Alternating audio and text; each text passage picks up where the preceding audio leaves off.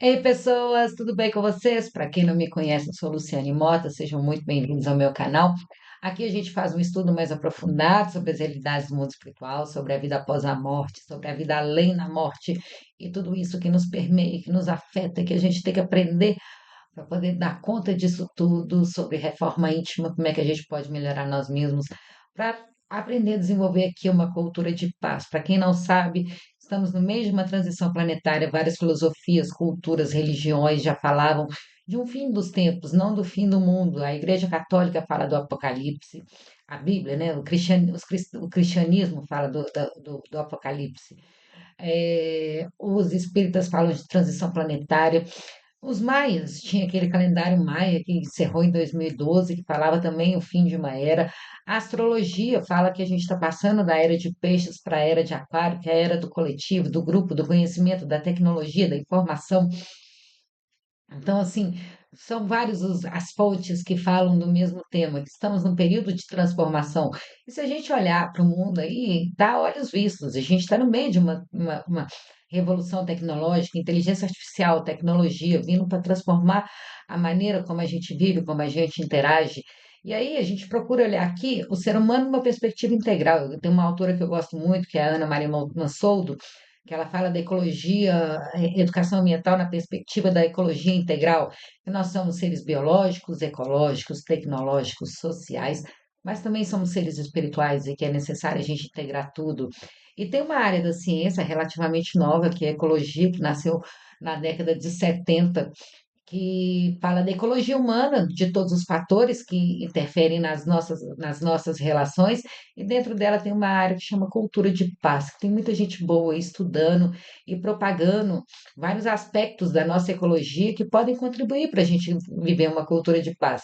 Porque a cultura que a gente vive hoje, infelizmente, é uma cultura de violência, que procura massificar as pessoas, incluir as pessoas, separar as pessoas por tipo, por padrões, e aqueles que não se enquadram são excluídos, e aí a gente vê as pessoas se escondendo atrás de credenciais, atrás de uma conta bancária, atrás de um diploma, atrás de uma roupa, de uma moda, atrás do carro que tem, atrás da casa que mora, atrás do círculo social. Então, as pessoas estão sempre se escondendo atrás dessas máscaras sociais para não poderem, de fato, mostrarem quem são, com medo de não ser aceitas para a sociedade. Então, aí vem a cultura de paz que trabalha a diversidade, trabalha a inclusão, trabalha a aceitação, trabalha a descentralização, onde nessa cultura de massificação, alguns ditam as regras e os outros seguem, alguns ditam as modas e os outros seguem,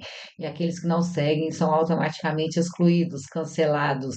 Há uma separação clara entre o bem e o mal, o certo e o errado, como se algumas pessoas soubessem o que é, na verdade, o melhor para todos e não aceitassem que as pessoas se desviassem dessa conduta, um padrão de moralidade externo. Existe sim a autorregulação pela sociedade, mas cada um tem que buscar a sua moralidade interna, aquilo que é certo e que é errado. Todos nós já nascemos com as leis de Deus gravadas na consciência. A gente sabe o que é certo e o que é errado. Até uma criança de 2 anos sabe o que é certo e o que é errado. Mas existem coisas que para nós é certo e para o outro não é. Cada um tem a sua história, cada um tem a sua trajetória, sua bagagem, aquilo que tem que experimentar. Então não dá para enquadrar as pessoas como todo mundo fosse igual, todo mundo tendo que seguir as mesmas regras. Já não existe mais espaço para essa cultura engessada, cristalizada, cheia de dogmas, regras, mas a gente está num momento de liberdade, de ser quem é. Não é libertinagem de poder fazer tudo sem medir as consequências, mas a liberdade de ser quem é. Estamos em pleno século XXI, pelo amor de Deus, as pessoas têm o direito de ser quem elas são. Então, a gente faz um estudo aqui no canal mais aprofundado sobre as realidades espirituais, sobre reforma íntima, sobre textos espiritualistas, mas a gente também traz esse viés da ciência, da educação ambiental, da cultura de paz, da ecologia humana, porque para enxergar o ser humano como ser integral.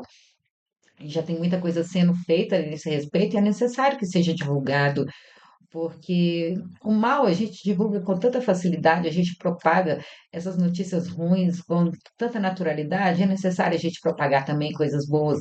E se, por um lado, tudo que está errado está está vindo à tona, até mesmo por causa da facilidade das redes sociais, da comunicação ser instantânea, é necessário também que a gente facilite para que o bem, para que tudo que aquilo que já está sendo feito seja propagado também, seja divulgado, para a gente saber que assim tem muita coisa errada, mas tem muita coisa boa também, tem muita gente boa na Terra e que existe sim o equilíbrio, mas a gente naturalmente dá uma atenção maior ao que está errado, ao que está desequilibrado.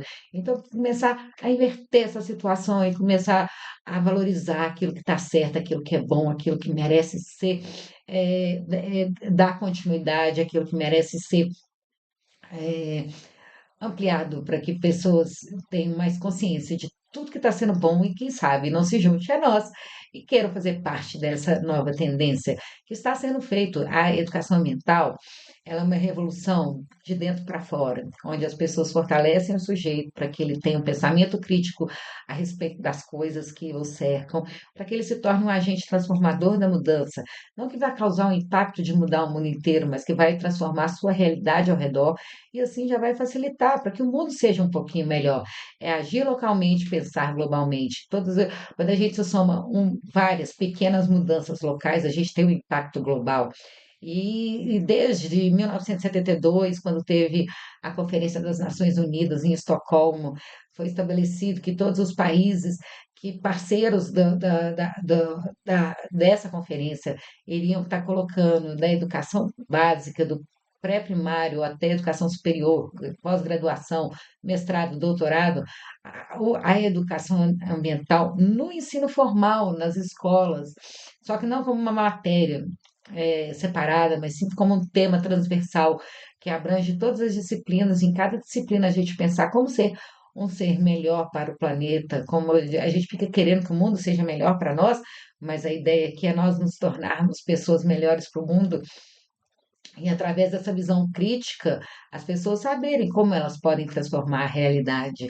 Então, o que a gente está vendo hoje é o resultado, é o fruto de vários e vários anos investindo na educação, no conhecimento que transforma. E a gente está vendo várias iniciativas em várias áreas, tecnologia, artes, sociologia, tecnologia, até mesmo nas religiões, onde elas estão mais abertas, existe sim um, um movimento muito dogmático, muito autoritário, preconceituoso, que não aceita as pessoas pensando diferente, mas existe muita gente com a cabeça aberta, aceitando todas as religiões, aceitando o melhor de cada uma delas.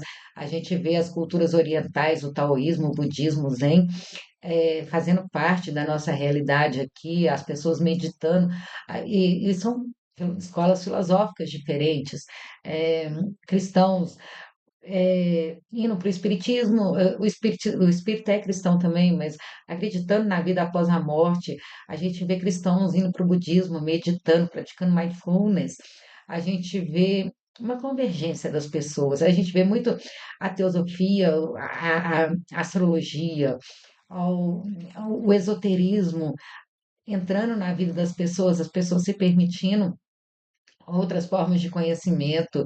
A gente vê culturas antigas do judaísmo, a Cabalá, retornando como uma fonte de conhecimento também muito útil, muito pesquisada e acessada para se atingir níveis mais elevados de consciência.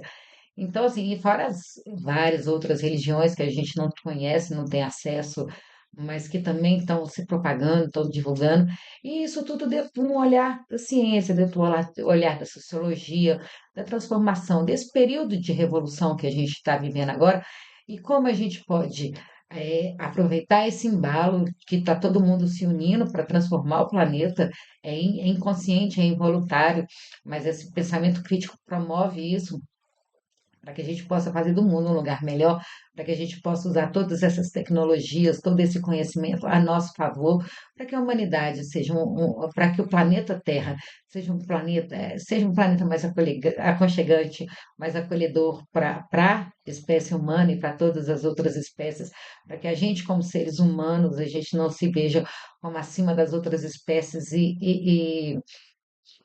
no direito de explorar e dominar todo o resto, mas que se a gente se veja parte interconectada e ligada a esse sistema maior chamado planeta Terra, e que fazemos parte de um ciclo ecológico, de uma cadeia ecológica de transmissão de energia, e que estamos aqui para evoluir, para consolidar o conhecimento que a gente coloca, aprende no mundo espiritual, para passarmos por provas e desafios, mas também por amores e alegrias, e estamos aqui em constante evolução.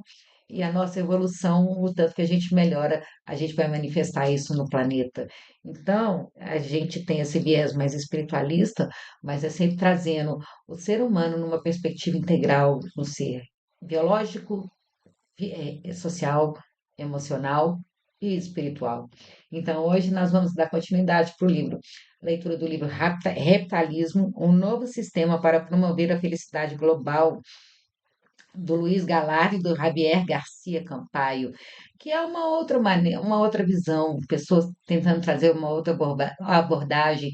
A gente viveu o período do capitalismo, aquela coisa de explorar os recursos ao máximo para ter lucro, mas agora a gente está construindo um pós-capitalismo, onde existe uma ética, procurar trazer uma igualdade social de pessoas que não se conformam com essas dificuldades, com esses desafios, com tanta gente passando necessidade, num mundo que está muito desigual, onde poucos têm muito e muitos têm muito pouco. Então, a gente vive hoje aqui no Brasil, então é uma benção, aqui não tem guerra, aqui a gente tem água disponível, aqui a gente tem liberdade de poder falar o que pensa, não somos não existe, por exemplo, um preconceito racial tão forte como em alguns outros lugares do mundo.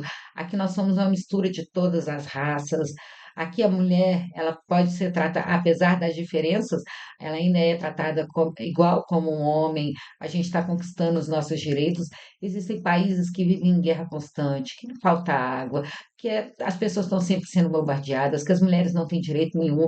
Existem lugares até hoje, em pleno século XXI, que as meninas, ao nascer, elas têm o seu clitóris arrancado para que elas não sintam prazer. Em países do Oriente, como, se não me engano, é China, que existe um controle de natalidade muito grande, então o governo subsidia a criação de um filho. É China ou Japão, eu não sei. Subsidia a criação de um filho. E os filhos homens, eles têm essa tradição de se casarem e, e eles tomarem conta dos pais. Então, em alguns lugares, existe um absurdo que se o primeiro filho nascer mulher, eles matam a criança para que venha um outro filho homem. Então, olha como é que assim, a gente é muito abençoado de nascer no Brasil, de estar no Brasil, de estar no país com tanta liberdade. Existe desequilíbrios? Existe, não é a situação ideal, mas a gente já alcançou muito, então a gente está batalhando isso para o mundo inteiro. E já existe muita gente criando, procurando novas alternativas para que o mundo seja um lugar melhor para nós e para todos, e está todo mundo buscando o caminho. Então, esse livro aqui é uma tentativa de achar um novo sistema econômico que não seja tão agressivo quanto o capitalismo, mas que leve em consideração a felicidade das pessoas, o bem-estar pessoal, de todos os envolvidos, uma coisa de ganha-ganha, onde as pessoas não sejam vistas como clientes consumidores, mas como stakeholders, que todos interagem, todos têm voz ativa e a opinião de todos é levada em consideração nas decisões do grupo. Então, nós vamos dar continuidade ao capítulo que a gente estava lendo na semana passada, que é Os Fundamentos do Reptalismo. Para quem quiser, tem lá a playlist Cultura de Paz e o estudo do livro Reptalismo, é só vocês acessarem lá. Mas é um conteúdo também que dá para ser estudado individualmente. Então, vamos lá, vou continuar. C. O papel da mecânica quântica é do que a mecânica quântica, as pessoas falam que é ilusão falar de quânticos, somos seres quânticos e tal, mas existem mega servidores das Big Techs nos Estados Unidos que já usam a quântica como uma forma de transmitir a informação mais rápido. É uma realidade nossa, só que as pessoas têm uma dificuldade, elas querem racionalizar tudo e acham que tem que ser separado as máquinas têm que ser separadas da gente, mas nós somos quânticos também. E a gente é capaz de fazer muitas coisas se a gente aprender a manifestar o poder que há em nós. Não é esse poder fictício, não. O pensamento é um impulso elétrico. para que cria o pensamento no cérebro, é feito um mecanismo de polarização e despolarização da membrana. E pela diferença de potencial entre a parte externa do neurônio e a parte interna do neurônio, da membrana, na membrana do neurônio, essa diferença de potencial, quando as substâncias que estão do lado de fora passam para o lado de dentro, e as substâncias do lado de dentro automaticamente passam para o lado de fora, isso cria uma corrente elétrica que gera o neurônio, que gera o pensamento. O pensamento é energia. E como toda energia, todo campo elétrico possui um campo eletromagnético perpendicular ao seu campo, isso é física pura. Então, o pensamento também tem um campo magnético. E a gente produz magnetismo o tempo inteiro, a gente produz energia o tempo inteiro. Todo pensamento nosso, ele emite uma vibração, ele vai além da nossa, da nosso envoltório físico. Outro campo que possui um campo eletromagnético muito forte também é a batida do coração. Esse ritmo cadenciado do coração produz um campo eletromagnético muito forte que emana de nós, que é o chakra cardíaco. Então, o pensamento é um impulso elétrico, e todo impulso elétrico ele emana vibração, ele emana onda. E o que é isso? Um pouco disso, é essa energia pessoal, essa vibração. No mundo espiritual, aqui no mundo físico, a gente olha a aparência da pessoa, o que ela tem, como é que ela veste, se ela é nova, se ela é velha, o carro que ela anda, a gente se esconde atrás de aparências. No mundo espiritual, isso não significa nada. Os espíritos enxergam a vibração. Cada pessoa tem uma vibração única, que é a sua identidade. É, e de acordo com as suas conquistas e também com seus débitos, e o que importa é a vibração. Então, existem pessoas simples, humildes, que aos olhos humanos não têm nada para oferecer, mas que para o mundo espiritual são pessoas gigantes, com espírito com muita luz e que podem e proporcionam, só pela sua simples presença, proporcionam a harmonia e o equilíbrio das pessoas ao redor. Então, a gente tem que parar de se esconder atrás das aparências, porque o que conta mesmo é a nossa essência, é a nossa vibração, é a nossa energia. Então vamos lá. A unidade é um dos ensinamentos mais antigos de muitas religiões, quando afirmam que tudo provém de Deus, seja ele singular ou múltiplo, ou de algum tipo de energia universal. Então, das várias culturas, vários deuses, os hindus, o Deus único, o judaísmo, o cristianismo, mas a unidade, ela está em todas as religiões, todas. No Egito antigo, aquele faraó do sol, esqueci, acho que é Tu- Tu- Tutankhamon, Tutanamon, né? Alguma coisa assim. É o Deus Sol. Ele é o faraó do Sol. Ele trouxe essa questão da divindade única. Os egípcios tinham várias divindades. Ele trouxe um Deus do Sol, o Deus Ra, como um Deus único a ser contemplado. Então, esse princípio da unidade, ele está presente em todas as religiões, em todas as culturas. Tutankhamon, eu vou lembrar o nome dele. O aspecto fundamental é que todos estamos conectados a essa fonte, o que torna o universo um único ser integrado. A ciência, por outro lado, não confirma essa visão, ao nos mostrar que somos criaturas separadas e únicas. A mecânica quântica, por sua vez, revela que tudo no universo é composto pelos mesmos bloquinhos de construção, invisíveis ao olhar humano, quarks, leptons e bósons, incluindo os fótons.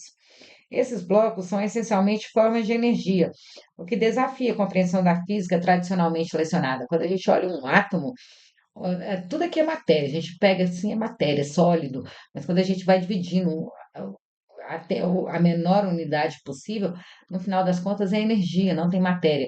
Em algum lugar a energia se torna tão condensada que ela se torna sólida, mas em essência nós somos energia e estamos todos conectados. É a mesma coisa, se você pega a energia de uma lâmpada num quarto escuro, você não consegue separar a lâmpada, as partículas de luz, você enxerga o facho de luz como um todo. E assim somos nós, nós somos energia, não dá para nos enxergarmos as partículas, cada um de nós separados e isolados. Essa separação aqui, ela é ilusória, nós somos como um todo. Tem um livro, A Essência da Bondade, que fala que nós somos como um balde d'água, nós somos os átomos da água, os átomos de H2O. Estamos ali adquirindo consciência, individualidade, individuação. Só que à medida que a gente progride nessa escala de consciência, a gente vai se dando conta que nós não somos as moléculas de H2O, mas nós fazemos parte da água que está contida no balde. E essa água, esse balde seria Deus, seria o princípio da unidade. Então, nós somos seres espirituais, nós somos seres energéticos, estamos todos interligados. Tanto é que Buda, quando ele se iluminou debaixo do pé da castanheira, ele falou que a sensação que ele teve é que ele estava conectado com tudo e com todos ao redor. Ele não se sentia mais um ser separado dos outros, mas ele se sentia como se ele fizesse parte de toda a natureza ao redor, porque a barreira física ela é apenas uma maneira de um veículo. A matéria é apenas um veículo para o espírito se manifestar, mas o espírito, em essência, ele não tem matéria, ele é pura energia e está conectado a tudo, ele está inserido nessa fonte universal. A constatação de que tais partículas subatômicas são idênticas e estão presentes em todo o universo só pode indicar que estamos todos conectados uns aos outros e a tudo mais no universo. Além disso, a mecânica quântica afirma que o único campo energético a tudo permeia, o campo de Higgs. O campo de Higgs é o seguinte: existe uma malha em todo o universo. Assim, a energia gravitacional é mais abundante no universo. A energia magnética, perdão, ela é mais abundante em todo o universo. Existe uma malha que está presente em todo o universo e que a energia, ela vai retardando a energia, como se fosse um engavetamento de carros. Então a energia passa rápido. Imagina a luz. A luz ela tem uma velocidade gigantesca, ela passa no instante. Só que esse campo de Higgs, ou bóson de Higgs, ele vai retardando a energia até que ela se torne tão condensada que ela se torne sólida. Isso já foi provado matematicamente e é o que transforma a energia em matéria. E está presente em todo o universo. Então, afirma que o único campo energético a tudo permeia, o campo de Higgs. Isso indica que a ciência começa a descobrir a interconexão universal, que a espiritualidade já nos ensinava há milênios. E assim, há uma tendência, ao invés da matéria provar que a espiritualidade não existe, a matéria já está provando que as coisas espirituais existem. Tem uma tese de mestrado de um cara da USP, não vou saber o nome, mas eu posso deixar aqui embaixo na descrição do vídeo, que ele fez um estudo sobre imposição de mãos em camundongos para saber se aquilo tinha efeitos benéficos e tinha, que é o passe dos espíritos, é o passe dos evangélicos. Essa imposição de mãos, assim, somente pela energia consegue ter benefícios para quem recebe. Tem estudos provados de pessoas que estão hospitalizadas que recebem orações das pessoas com pessoas que não recebem orações. Aquelas que recebem orações, elas recuperam mais rápido porque elas estão recebendo ali um campo vibratório energético que vai ajudar na sua recuperação. Então, ao invés de fazer essa separação, houve um período da Idade Média, tudo era espiritual, e aqui não seguisse aquela regra, era herege, era queimado na fogueira, existia uma imposição pela força, bem diferente do cristianismo primitivo, que a tudo acolhia e a todos amavam, ensinado por Jesus. Aí, para ter essa revolta, essa rebelião, não, nós temos o direito de pensar, nós não somos obrigados a acreditar em tudo que vocês nos obrigam. Houve um período muito grande do materialismo, que tudo era ciência, tudo era matéria, que a religião e Deus era a invenção cultural do homem.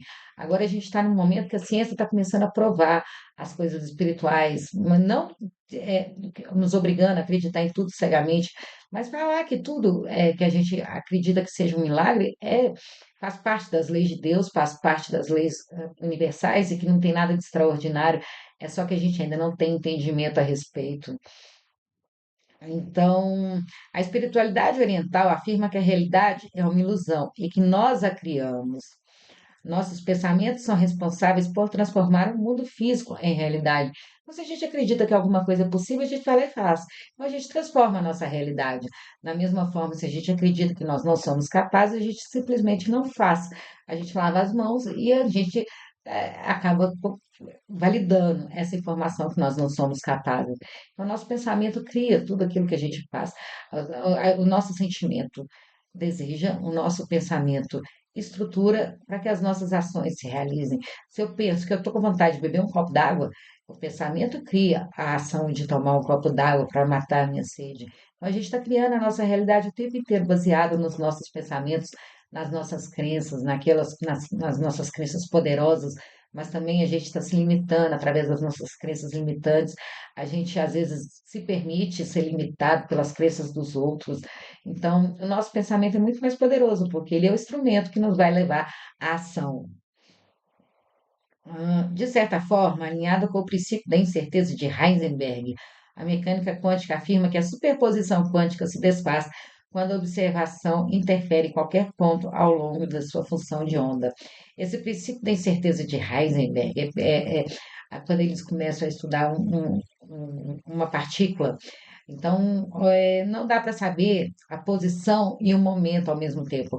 Ou eles conseguem observar a posição da partícula ali no elétron, ou eles conseguem observar a velocidade, o momento que ela está.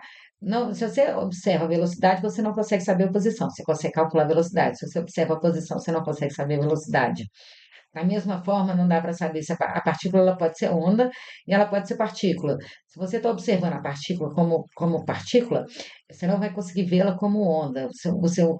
O seu campo é ondulatório, mas se você está observando o campo ondulatório, você não consegue identificar a partícula. É aquela coisa que o observador interfere na coisa observada. E isso é o princípio da incerteza. Eles não conseguem explicar, mas eles conseguem estudar. É dois lados da mesma moeda. É a mesma coisa, o lado material e o lado espiritual. São dois lados da mesma matéria, da mesma coisa, da mesma moeda. Só que ou a gente observa de um lado ou observa do outro, nunca os dois ao mesmo tempo.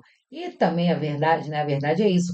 A gente observa a verdade do nosso ponto de vista, das pessoas que têm afinidade conosco, e o outro lado observa a verdade daquilo que ele tem afinidade. Mas é muito difícil conseguir ter a verdade única e absoluta, porque isso demanda uma capacidade de compreensão muito além do que a gente tem. De certa forma, tá. Por isso, é mais adequado falar em campos ou funções de probabilidade de partículas em vez de conceituar partículas de forma simplista. Então, se fala de campos. A gente vai na constelação familiar, é o campo sistêmico. Tudo é energia, tudo é energia. Por outro lado, a espiritualidade, especialmente de origem oriental, destaca a importância da energia. A noção de Ki é fundamental na filosofia, na medicina e nas artes marciais orientais. Trata-se de uma palavra essencial, poderosa e versátil na língua japonesa. Definir exatamente o que é Ki é quase impossível devido à sua natureza ambígua. Os principais conceitos associados ao Ki são espírito e energia, palavras que são frequentemente empregadas para traduzir o termo. Para os ocidentais, nós, Ki é compreendido como energia vital relacionada à vitalidade, aquilo que dá vitalidade ao nosso corpo. Filósofos orientais o definem como o papel de vida que permeia tanto o individual quanto o universo. É aquilo que está em nós e está em todo o universo. Na medicina chinesa, acredita-se que o Qi é a energia que flui pelo corpo. Então, tem os meridianos, tem os chakras, e é aquela energia que permeia tudo e que liga tudo. Para os praticantes de artes marciais, Qi é a fonte da força espiritual, é a origem. Ou seja, Qi é uma outra visão de Deus, é dessa força inteligente criadora que está por trás de tudo e de tudo. Desculpa. O pensamento ocidental foi erguido com base na separação entre mente e matéria. Ele entende a vida e o universo como conceitos lineares. A abordagem oriental do Qi é mais completa e relevante para alcançar a felicidade exponencial, pois integra a mente e o corpo e nos enxerga como seres integrais, como seres espirituais e materiais. Tal conceito é crucial para desenvolver a empatia, visto que essa é considerada a capacidade de sintonizar-se com as outras pessoas, como se elas emitissem ondas, e na verdade emitem, como se a gente fosse capaz de sentir o sentimento do outro, sentir o pensamento do outro, a gente se colocar no lugar do outro, sentir a vibração que o outro está emitindo. Os espíritos, eles não conversam através de palavras, eles conversam através de pensamento. Eles não enxergam a aparência, eles enxergam a vibração. Então, é essa troca de energia constante que faz a gente ser capaz de se colocar no lugar do outro. O que flui através de cada ser humano e pelo universo, dos quais é elemento essencial. É como se fosse o fluido cósmico universal. Ao incorporar essa filosofia holística em nosso próprio sistema filosófico, somos capazes de enxergar a mente e o corpo como partes de um todo e não como algo separado, o que nos permitirá estabelecer a abordagem necessária para alcançar a felicidade exponencial. O que é energia psicossomáticas com alguns atributos básicos? 1. o que pode ser fortalecido pela meditação, pelo contato com a natureza, por estímulos sensuais e pela atenção que recebemos dos outros. A meditação, o ato de respirar, de estar consciente, o ar que entra, ele traz o prana, que é a energia vital, e fortalece o ki, que é a nossa conexão com o todo. Pelo contato com a natureza ela tem a energia, a vibração dela, e ela nos fortalece, a gente fortalece a nossa energia ao estar em contato com a nossa essência primária, que é a natureza, que afinal de contas somos seres biológicos e fazemos parte da natureza também. Por estímulos sensuais, a nossa sexualidade, isso tudo também fortalece a nossa energia vital. Não é algo pecaminoso, algo errado, não, é algo que fortalece o nosso poder pessoal através da troca, do compartilhar com o outro. É porque as pessoas usaram essa energia de uma maneira muito promíscua. Então, elas usam somente para atender ao seu prazer imediato. Mas é uma energia que, se bem trabalhada, pode despertar poderes muito grandes em nós, que a energia sensual, sexual, ela fala da nossa capacidade, nosso poder de criação, afinal de contas, geramos vida através desses atos, através do compartilhar com o outro, através do dividir. Então, é dividindo, compartilhando as nossas experiências com muito prazer, com muita alegria, a gente é capaz de um poder gigantesco além de nós mesmos. E pela atenção que recebemos dos outros, que também é muito bom, é o carinho. Então, isso fortalece o nosso ki. O que não pode ser criado nem destruído. Aqui no Ocidente a gente fala que a energia ela não pode ser criada, não pode ser criada nem destruída, tudo se transforma. O que é gerado por tecidos corporais saudáveis, mas pode ser esgotado por estresse, extenuação física, doença ou falta de reciprocidade nas interações com o ambiente social. Então, não é só as condições físicas, mas também os nossos relacionamentos são essenciais para a nossa felicidade. Tem um estudo em Harvard sobre a felicidade que fala que, assim, o que as pessoas é motivo da felicidade delas. Não é dinheiro, não é saúde, é a fé que elas têm e é os relacionamentos, porque a qualidade dos relacionamentos que a gente tem interfere diretamente na maneira como a gente vai perceber a vida. Como desenvolver o reptalismo? Depois de entender algumas das bases teóricas, como podemos aplicá-los na vida real, que é o essencial, né? Toda a filosofia, toda a espiritualidade que a gente estuda é para aprender a aplicar na nossa vida. Nessa sessão, tentaremos responder a essa questão. Então, na perspectiva individual, a gente pode trabalhar a psicologia positiva, que é estudar aquilo que dá certo, é o que não é a causa da doença, mas assim, a doença como a ausência da saúde, então o que seria saúde? Física, mental. Mindfulness, que é a prática de estar presente, de estar consciente no momento presente. Se eu estou aqui gravando esse vídeo, eu estou 100% aqui gravando esse vídeo, lendo esse livro. Se eu estou com meus filhos, eu estou 100% com os meus filhos. Estou presente, escutando o que eles estão. Se eu estou com os meus pais, eu estou escutando o que eles estão falando. E não a gente está aqui ao lado das pessoas, mas está aqui no celular, preocupado com o que está acontecendo em outra realidade. Então, o mindfulness é essa prática de estar presente. A compaixão, que a gente se importar com o que acontece com o outro, e as ciências contemplativas, observar a natureza, é contemplação, é a não ação. Na perspectiva supraindividual, a gente tem a perspectiva econômica, que é a felicidade interna bruta, que é a coisa lá do botão. E para quem quiser saber mais sobre a felicidade interna bruta, eu sugiro que volte aos vídeos dessa playlist do livro Reptalismo, que lá fala sobre esse conceito de felicidade interna bruta, em contrapartida com ah, o produto interno bruto, o PIB, né? A perspectiva educacional, a educação contemplativa, que é a gente contemplar, a gente observar, a gente se tornar. Nem tudo a gente tem que ter uma ação, nem tudo a gente tem que transformar, mas também observar e aprender com as coisas ao redor. A perspectiva social e política é uma cidadania mundial democrática, sem nacionalismo, sem partidarismo, é algo que contempla a todos, que abrange a todos. E a perspectiva de relacionamentos com os demais seres vivos e o universo. É a sustentabilidade do planeta e a igualdade entre espécies. Não a gente se vê como espécie dominante aqui na Terra, que tem o direito de dominar e utilizar todas as outras espécies para atender às nossas necessidades, mas como mecanismo, como indivíduos que fazem parte de um ecossistema. A base de tudo deve ser a perspectiva individual, os fundamentos individuais do reptalismo. A educação ambiental, a cultura de paz também fala isso, que a primeira coisa é trabalhar o sujeito, é trabalhar a individualidade, a autoaceitação, o amor próprio, porque aquilo que a gente tem em nós, a gente compartilha com os outros, cada um só dá o que tem. Então, se uma pessoa ela é muito severa consigo, se ela é muito crítica, se ela não se aceita, se ela está sempre se enquadrando dentro daquelas normas que alguns colocaram, ela vai ser isso para o mundo também. Ou seja, a mudança necessária em cada ser humano para gerar a busca sincera pela felicidade individual e coletiva. Em nível básico, ela deve ser fundamentada nos princípios da psicologia positiva, visando modificar gradativamente o viés natural da mente para a negatividade, a saúde como estado natural e a falta de saúde como desequilíbrio. Em nível mais profundo, ela deve estar relacionada à prática de mindfulness e de técnicas associadas, como a compaixão e a aceitação, e a conexão com ciências contemplativas, com uma visão mais profunda e interconectada sobre tudo que existe, vinculado ao sentido da vida e dos valores. Então, temos um propósito para estar aqui. Por que que as pessoas se matam muito? Porque elas não têm um propósito. Elas acham que elas estão aqui só para existir. Então, quando a gente tem um propósito na vida, quando a gente sabe que está realizando algo, nem que seja para evoluir, é, aí, quando a gente sabe que faz parte de algo maior, aquilo dá sentido para a nossa vida. E aí as coisas não se tornam tão efêmeras, não se tornam tão descartáveis.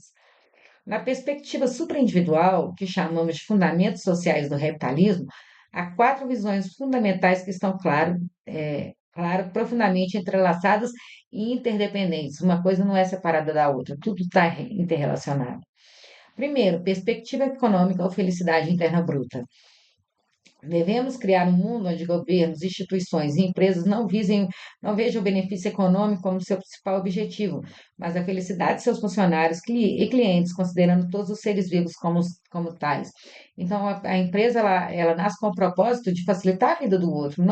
O lucro é consequência, é necessário, mas o objetivo não é o lucro pelo lucro, não é o dinheiro pelo dinheiro, mas é a capacidade de transformar a vida das pessoas com aquilo que tem para oferecer. Uma pesquisa do ranking dos países mais felizes, os países menos corruptos são os mais felizes, porque eles se importam no bem-estar da população, porque o imposto é convertido em benefício para todos e não para um grupo isolado de pessoas. Sem a busca incessante pela lucratividade econômica, visões absurdas e insustentáveis, como o crescimento econômico contínuo em vez do crescimento sustentável, não seriam apoiáveis. Também não haveria fenômenos como a obsolência programada ou as emergências climáticas causadas pela necessidade de crescimento contínuo do produto interno bruto dos países. Em contrapartida, visões como a teoria U, que aplica o mindfulness ao contexto organizacional, ganhariam relevância. Perspectiva da educação contemplativa. Países como o Reino Unido, com seu manifesto interpartidário A Nação Mindful, reconheceram a importância da educação sobre o mindfulness e os valores para toda uma geração a partir dos 6 anos de idade, pois isso pode transformar o funcionamento do país. E pode, porque as pessoas iriam parar de reagir. Às vezes acontece alguma coisa, eu tenho que fazer alguma coisa, eu tenho que reagir. E às vezes a reação pode levar as pessoas a coisas equivocadas, a se apoiar em coisas desnecessárias. Então, o mindfulness traz a pessoa naquele estado de voltar para dentro, para ele procurar as respostas, aquilo que é realmente essencial dentro de si, antes de tomar uma atitude externa. Então, em quase todas as nações desenvolvidas, há uma crescente conscientização sobre a importância de transmitir a alunos dos níveis médio e superior não apenas conhecimento técnico, mas também treinamento sobre valores, objetivos, mindfulness e compaixão. Mais uma vez, o Butão se destaca como um dos países mais progressistas com o programa de formação profundamente comprometido nessa área. Quando a pessoa ela tem um propósito, ela busca algo mais, quando ela acha que ela faz parte de. Todos nós temos a necessidade de pertencimento, de fazer parte de um grupo, e quando a gente tem essa consciência que a gente faz parte do todo, que a gente pode manifestar a nossa diversidade, a nossa individualidade, e que isso contribui para o todo, isso dá uma sensação de segurança, de realização muito maior, e quando a gente tem um propósito para viver, a nossa vida começa a ter muito mais valor e a vida dos outros também começa a ter muito mais valor para nós. Perspectiva social e política ou cidadania global democrática. As guerras são um fator estruturante do nosso desenvolvimento como espécie e representam uma das maiores ameaças à felicidade. Então, é nas guerras que a humanidade progride, né? O PIB, Produto Interno Bruto, nasceu depois da Segunda Guerra Mundial, que foi uma medida para medir o desenvolvimento econômico dos países pós-guerra.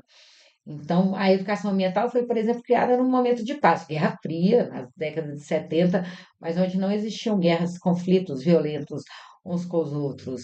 Então, a gente tem que parar de usar a guerra como uma mola propulsora do desenvolvimento econômico e aproveitar esses momentos de paz para também eh, se evoluir. A internet, que hoje é a tecnologia mais revolucionária que a gente tem atualmente, ela foi criada inicialmente para ser uma arma de guerra, uma comunicação entre um país que estava de um lado do oceano, com suas tropas que estavam do outro lado. Somente depois de décadas de ser usada como arma de guerra, ela veio para o domínio público, para o uso comum, mas é para a indústria bélica, para a indústria de arma, que geralmente ocorrem os maiores progressos da humanidade.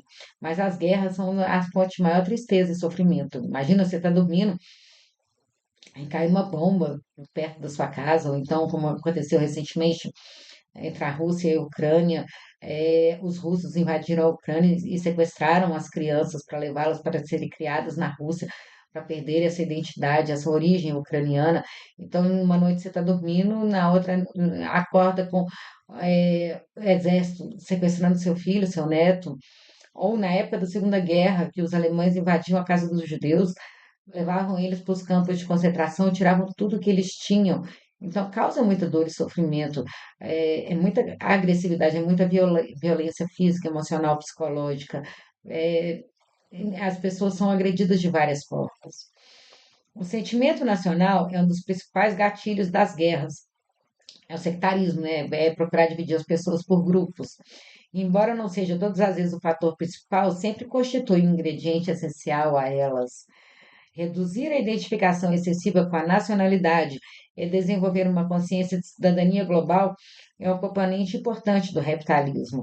Iniciativas como pioneiras, como Mindfulness, nos ambientes parlamentares vão na direção certa. A União Europeia é um bom exemplo da confederação supranacional progressista que poderia orientar o modelo de cidadania global. A gente vê países muito, esses movimentos de guerra são muito nacionalistas. A gente vê o nazismo, a gente vê o fascismo na Itália, a gente vê, por exemplo, uma hegemonia cultural, uma maneira uma tentativa de dominação cultural e econômica do resto do mundo, dos Estados Unidos sobre as outras pessoas. Tá? E a gente vê isso em várias manifestações. O Brasil, a gente é muito abençoado, que o Brasil é o país que mais produz, é um dos poucos países no mundo, se não o único, que produz mais música com a língua nativa do que escuta e consome música de origem estrangeira. A gente tem uma produção musical riquíssima, a gente tem uma produção de cinema, a gente tem literatura.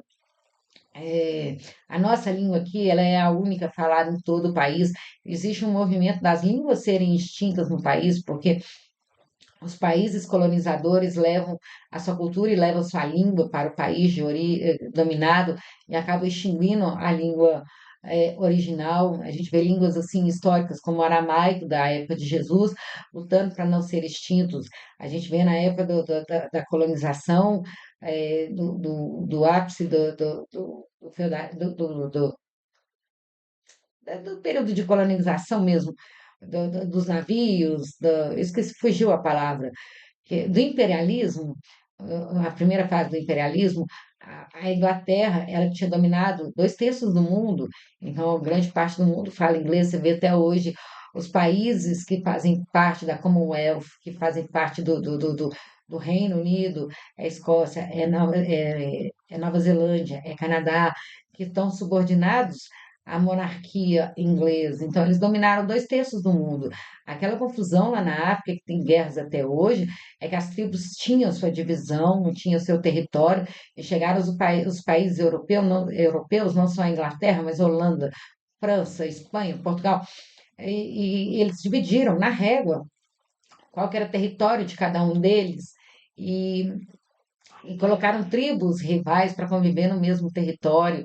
Então, essa questão do nacionalismo, essa questão do suprapartidarismo, ela sempre é uma questão causa muita guerra, muito desconforto, porque faz com que algumas nações se achem melhores do que os outros, que alguns povos se achem superior a outros povos, quando na verdade são todos iguais e todos merecem o tratamento igualitário, e não que um tem direito de dominar o outro, um tem direito de ser servido pelo outro. A sustentabilidade do planeta e a perspectiva de relacionamento com outros seres vivos e o universo, e igualdade entre espécies.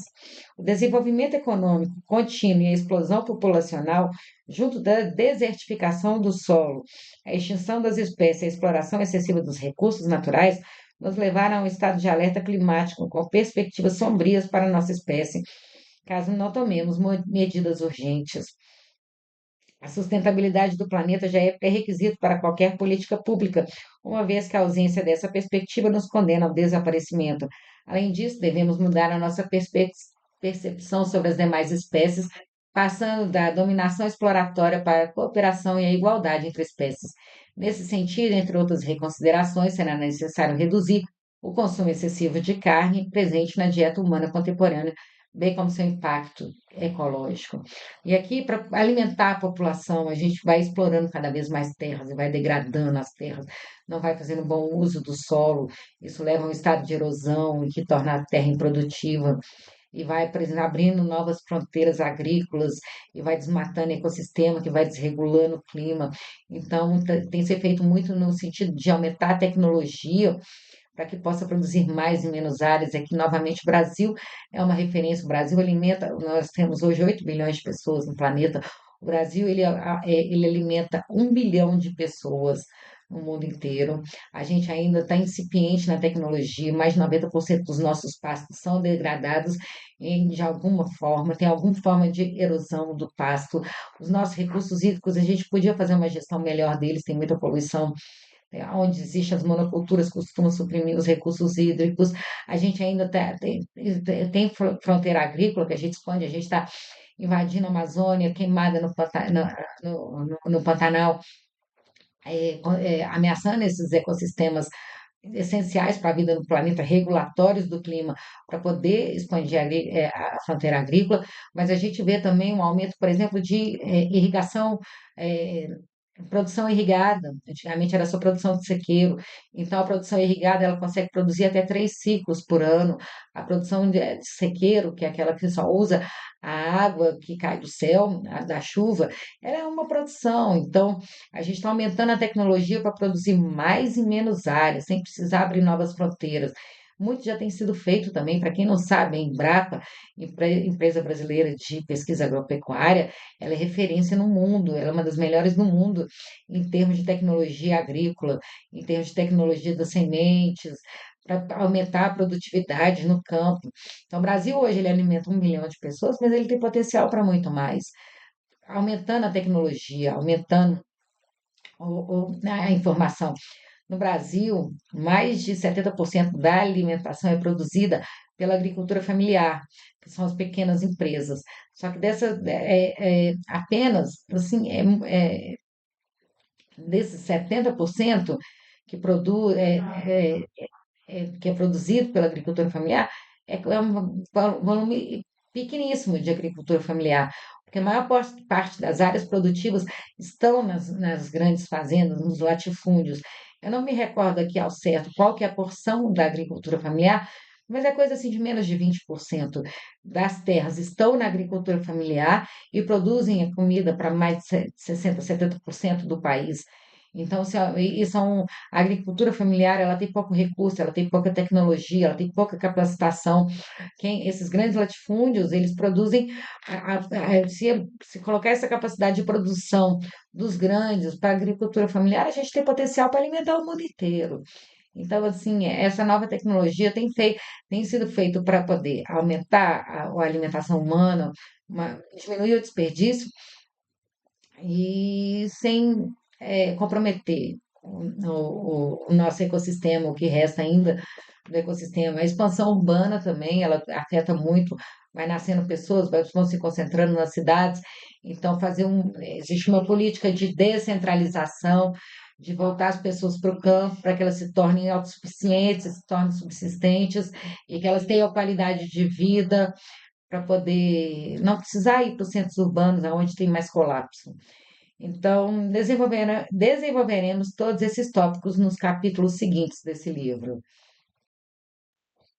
Mas, como aqui o nosso enfoque é sempre para coisas boas que já estão acontecendo, por isso que a gente vem aqui e estuda e grava, para mostrar que muita coisa boa já está sendo feita no mundo, parar de ver só o lado negativo, mudanças já estão acontecendo. Peter E. Diamandis afirma que, apesar do alarde sobre os aspectos negativos da nossa existência, o mundo está discretamente melhorando. As pessoas não percebem a rapidez das mudanças e o quanto a sociedade global melhorou nos últimos 50 anos. Algumas das meta-tendências que moldam o nosso futuro incluem aumento da longevidade humana.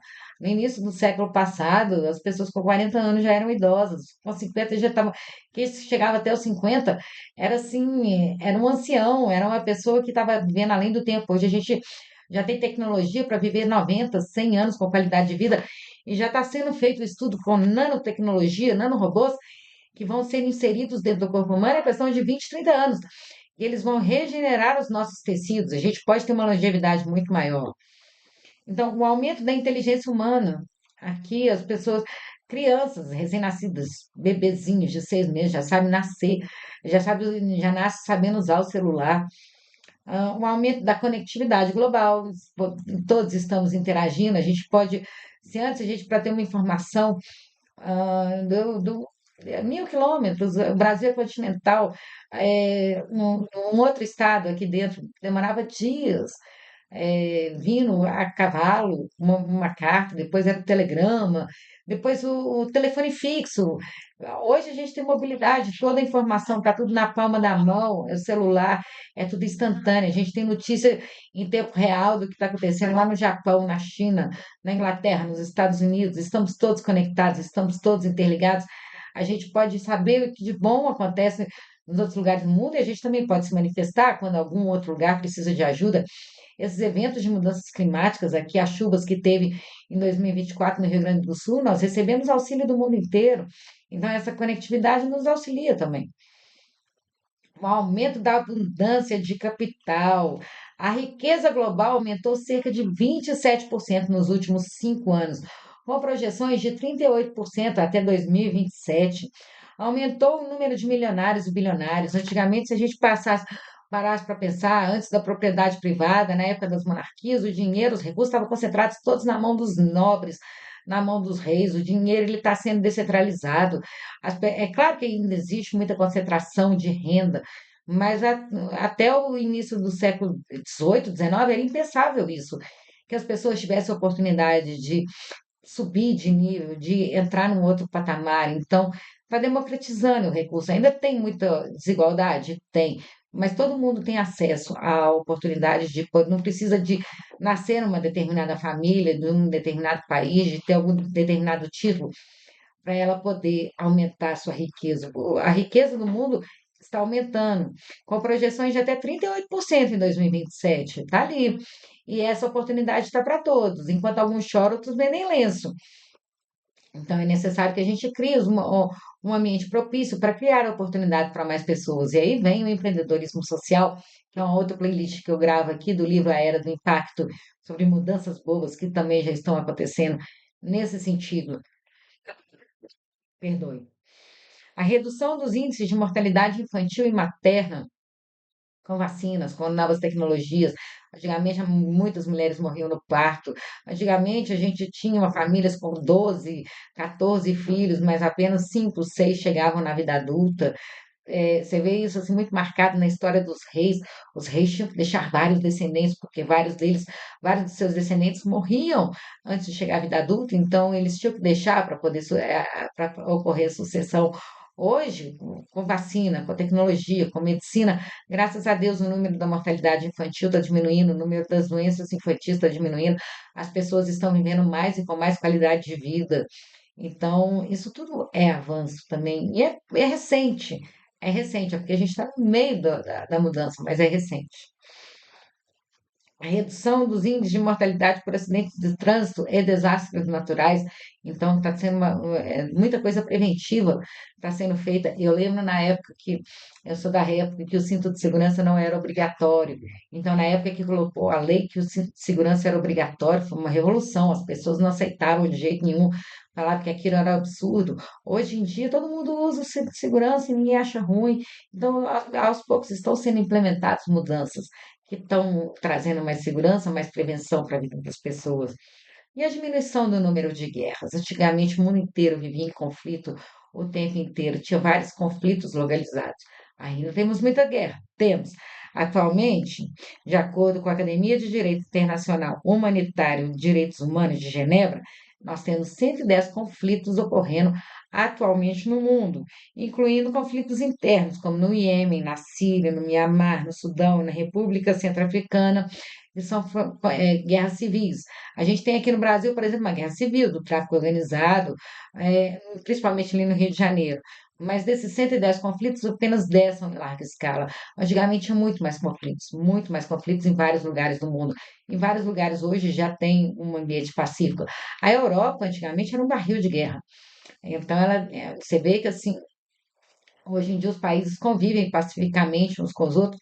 Agora, em 2025, por causa da eleição do Trump, e ele falando que não iria mais, a OTAN não iria mais cuidar da segurança desses países, e a guerra na Ucrânia, entre a Ucrânia e a Rússia, entre, né, a Síria, o Irã, eh, essas guerras localizadas, a Europa voltou a se armar com medo de armas nucleares, mas durante muitos anos não teve conflitos grandes ali na Europa. Os países conviviam pacificamente. Ali são vários países minúsculos. Ali era um barril de pólvora. Tecnologias exponenciais, como a computação rápida e barata, a robótica, a impressão 3D, a realidade aumentada, a realidade virtual, além das explosões das redes da biologia sintética e do blockchain, estão convergindo em torno dos novos ecossistemas e modelos de negócio. E esse livro foi escrito antes da inteligência artificial, que é outra revolução. Então, vai mudar completamente a forma como nós encaramos a vida, vai mudar todas as relações, que existem na face da Terra. Hoje, o recurso vital mais abundante é o conhecimento. Todos podem acessar com a ponta dos dedos um vasto volume de conhecimento, algo que será transformador para o mundo. Então, conhecimento é o capital atual. Essas tecnologias gratuitas que a gente tem na internet, e a gente não paga pelo produto, nós somos o produto. Eles estão usando as nossas informações, os nossos dados, para gerar valor para as outras pessoas. O conhecimento é a chave que transforma. O conhecimento é a moeda mais valorizada pelas pessoas. É aquilo que quem tem conhecimento é capaz de fazer mais. Então, por isso que a gente tem que usar o potencial das redes sociais, a gente tem que usar o potencial de estarmos conectados para compartilhar um conhecimento que agrega, que modifica a realidade. Porque tem muita gente que já está usando isso contra nós, para nos manipular, para obter benefícios financeiros, poder. Então, a gente tem que se unir e usar o conhecimento, compartilhar o conhecimento para que chegue a mais pessoas, para que ele possa ser transformador, para que ele possa ser massivo. E está aqui ao alcance de cada um de nós, cada um com o telefone, com o smartphone na mão, ele tem uma câmera. 4 bilhões de pessoas já usam smartphones hoje em dia. Então, que a gente seja capaz de usar o conhecimento de uma forma benéfica que nos transforme e que transforme a nossa realidade num lugar melhor. Então é isso, espero que vocês gostem. Isso é cultura de paz, isso é educação ambiental, isso é a revolução que já está acontecendo desde a década de 70 e está ao alcance de cada um de nós. Então, espero que vocês gostem, curtem, comentem, compartilhem, se inscrevam no canal. Eu gosto sempre de deixar bem claro, eu não venho aqui como aquela que sabe muito, eu venho aqui como uma aprendiz, eu me comprometer a estudar todos os dias, eu me comprometo a gravar para vocês. Infelizmente, nem sempre é possível gravar todos os dias, mas eu me esforço para manter essa disciplina. Então, deixem aí seus comentários, o que vocês acharam a respeito, o que vocês pensam a respeito. Vamos criar um conhecimento compartilhado, vamos monetizar a principal moeda que existe hoje em dia, chamada conhecimento. Vamos monetizar esse capital intelectual para que chegue a mais e mais pessoas. Deem seu like, mostre para o YouTube que esse conteúdo é legal, que vale a pena chegar a mais pessoas. vamos levar um conhecimento que agrega, que transforma, que eleva, que edifica. Vamos mostrar para as pessoas que além tem muita coisa desequilibrada na Terra, mas tem muita coisa boa sendo feita e que vale a pena estar aqui na Terra nesse momento. Tem muita coisa que a gente pode fazer e que se cada um colocar seu brilho, sua individualidade, sua alegria e seu prazer a serviço da humanidade vai fazer a diferença para muitas pessoas ao redor, no mínimo para as pessoas que o cercam. Então é isso, um beijo, fiquem com Deus e até a próxima.